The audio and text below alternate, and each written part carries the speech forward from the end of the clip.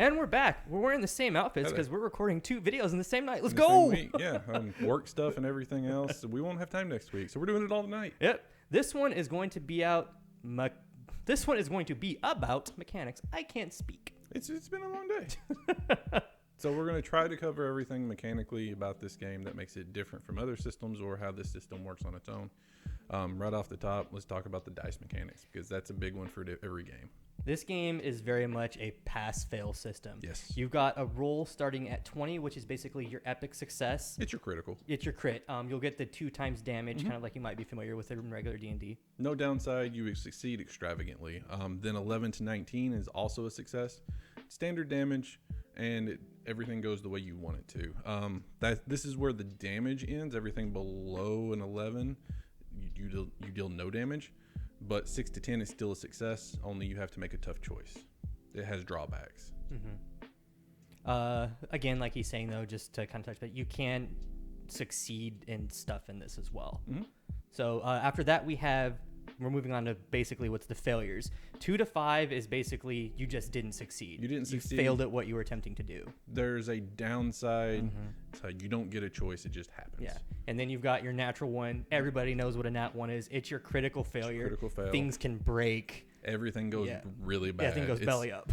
The game specifically calls it a catastrophic failure. Moving on from dice, covering in some of the player character mechanics. Your HP, kind of like we mentioned last time, you have 10. That's your limit. You don't get more. That's it. That's what you're working with. It never goes up, so even when you're gaining progressions after sessions, you're never going to increase that HP, which I think kind of puts this game in kind of like almost a little more realistic feel a little bit, because you can't have like tens of hundreds of It HPs. also makes it less combat focused for a game system and more of a narrative storytelling focus. Let's have fun and tell a story together. Resting, the short rest that everybody would be familiar to is called regrouping. Yep. It can get you up to half of your max HP, but never more than half. The only way to get all of your HP back, and this is even if you're knocking on death's door, and we'll get to that the next part here, is to get a full night's rest. Essentially, you need to get like the full 8 hours of downtime to get all your HP back. If you ever hit 0, you are considered at death's door. You're not dead. The only time you roll to make sure that you don't die is if something else continues to hit you, and then you have to roll above however much damage you take. So if you take 4 damage, you have to roll above a 4 on a D20, and those odds, unless your rolls are like mine and they're just terrible, you're likely to be okay. Yeah. And the game even says, hey, characters die, it happens, make a new character, keep playing, enjoy. Yep. Why don't you tell them about the adventuring points? So the AP in this game is what we kind of referred to in the last video. It's your ability points. It's also what they call adventure points. Think of it as like your mana, because there are no like spell slots in this game. Anything that your character does that is outside of the ordinary, which makes them special, you depending on your ability, you're gonna have AP to burn. Each specific ability is going to require X amount of ability points. Some require 0. Yep. A lot require 1 or 2. Yep. There's a few that require 6. There's even some of the treasures and items require 9. A certain amount, and a lot of those, the big ones, require 9 AP at once to use. Yep. It's really simple to understand. You start off with a total of 10. Each time you use an ability, you basically drop it down by however many ability points it costs you to use that ability. Right. When you finish a session, you get 5 back. You can, as a guide, you can reward players with here's another 2 because you did role play this really well. You played into your character. Here's another 3, or however you want to do it. You will also, when you gain the AP back at the end of the session, and this is going to be part of kind of like progression in that same field, you do get another ability if you're playing like the traditional rules is written. You do get a new ability every time you end a session. The book goes on to say that if you're setting up to play a long-term campaign, do it the way you would do milestone, kind of a checkpoint when you finish a story arc, or every other session or every third session, then give an ability as opposed to every single. That way you don't get overpowered too quickly. And going right off that, which leads to everybody's progression, everybody's favorite part, is combat. It is so simple to understand here. You basically, again, you're rolling the dice, kind of like what we talked to a minute ago. And based on those dice rolls, if you're hitting with a weapon, it's going to be a 2 damage. If you're using your fists or any improvised weapons, it's going to be a 1. It's going to be a 1. There are weapons and treasures, and you can design things that do, I think in the book, they go up to 4 damage per normal swing, but those are rare. There is no initiative in this game. players go first unless they're ambushed, then NPCs go, then players go, and then NPCs go. So it's very much encourages group dynamics and making plans with your group before you all do an attack and taking turns that way. Ranges are really simple as well. There is no, oh, well, this has a 60-foot reach and this has an 80-foot reach. Am I in range or am I not? There are 4 ranges total in this game. You have it's in range. Yep. You can hit it with a melee weapon. You can move and then hit it with a melee weapon. It's like just outside of range, essentially. Right. You can reach it and then hit it. Yeah. You can only hit it with a ranged weapon because it's too far to reach. And then you can't hit it with anything, but you can still see it. You can't interact with it because it's too far, but you have knowledge of it. Yep. Makes it very, very simple to understand. So there's no cones, there's no line. I mean, you have line of sight, but you don't have like the spheres and all that other stuff to kind of get a little lost in. Moving on from that, getting into trade goods and gear and money and things like that. This game has no money currency. This game assumes that you have enough money and you have enough wherewithal to provide for yourself on a daily basis. You have enough money to buy your food, your clothes, that kind of thing. In the book, it even says that you've been adventuring the point to where you're able to sustain. You can buy your food. You can even have an apartment if you want to. Anything that you want that a normal person that has basically succeeded to whatever success level you want to say your character has can afford the mundane items. Right. And then the treasures and the loot and then reputation and even I would say even like plots of land and buildings and stuff like that. Those are your rewards. You have to barter for it. Right.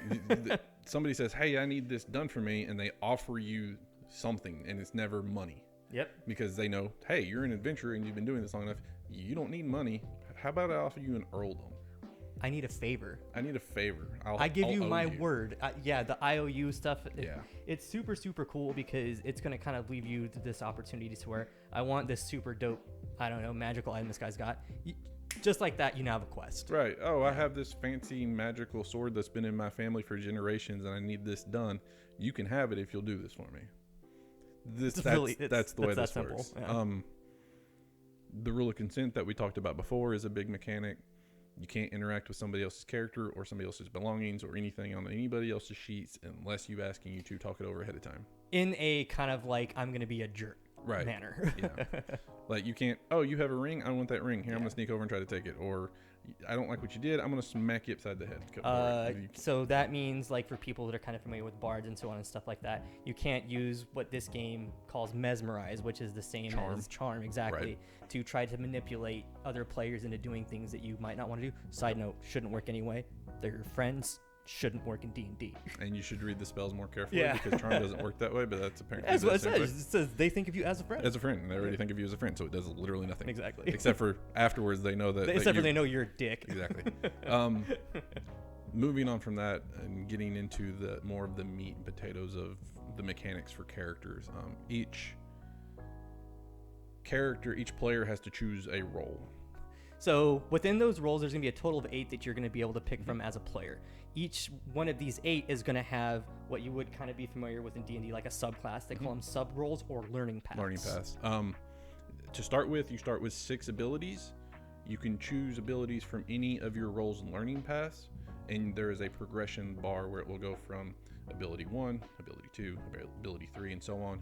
You can take any of those of any number you want from any learning path as long as you go in order. So you say on a fighter, you could take 3 from one, 2 from another one, and 1 from a third one. Yep, absolutely. And if you want to start getting creative and you want to start multi-classing and split classing, you can absolutely do that in this game. If you do split class with 2 roles or sub roles, you're only going to get at any given time a total of 25 abilities. And if you decide to go what they call rollless or no rolls, caps it at 20. Yeah. And otherwise, if you stick with the single roll, you can eventually unlock every ability under that roll and have everything for that roll. But the utility and the flavor that going with multiple rolls adds a unique element to it. I think it's really, really cool because for somebody that likes to kind of like specialize in different things or kind of add like little small tweaks to their character, it's super, super cool. One thing I do want to add before I close out is you can also, what's really neat in this game, say you have an ability that you really, really want because of your backstory or something that kind of fits in there and just makes sense for something you want to do as a player character, you can take what the game calls a quirk and you can basically get that as an ability too. Right. It doesn't count against your number of roles, so you still would be able to multi-class into 2 separate ones and have the quirk be your third, but it does count into your total of 6. So if you do want to take a quirk, then you're working with 5 between 5 your plus roles. 1. Yeah. Yep.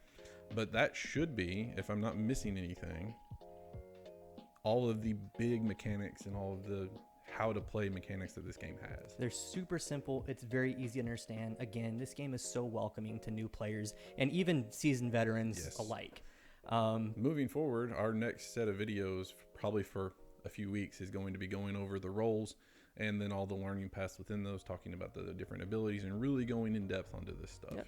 And that's going to be coming up in the next several videos for sure. Yeah. But until then, stay awesome, be excellent, and love each other. We'll We're see you out. soon.